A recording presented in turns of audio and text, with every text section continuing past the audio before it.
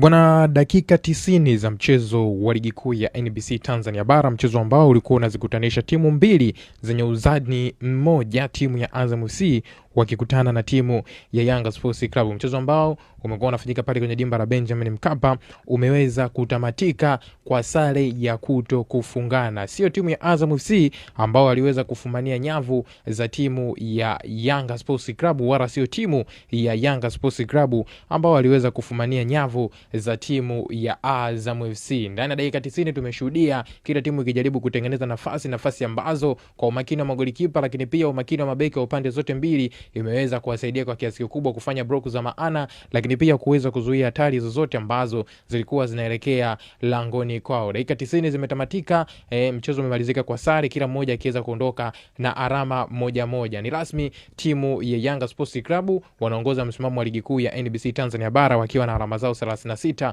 huku timu ya Azam FC wakisalia pale pale kwenye nafasi ya tatu wakiwa na alama zao 28. Ni moja kati ya mechi nzuri ambazo zimeweza kuvuta hisia za mashabiki wengi kuitazama, lakini kitu ambacho kilikuwa kimeonekana ndani ya dakika 90 ni miongoni mwa michezo mizuri kweli. Waamuzi wa mchezo wameweza kutafsiri vizuri sheria zile 17 za mpira wa miguu. Sijaona kosa lolote ndani ya dakika 90 na kufanya mchezo uweze kumalizika salama salimini kwenye dakika zote 90. Lakini sio Azam wala timu ya Yanga Sports Club waliweza kufumania lango la mwenzake. Una maoni gani mwana mchezo wangu kuhusiana na mchezo huu kati ya timu ya Azam FC dhidi ya timu ya Yanga Sports Club mara baada ya kuweza kutamatika? Njoo tuandikie kupitia sehemu ya comment hapo, bila kusahau kulike, kushare na kusubscribe channel yetu.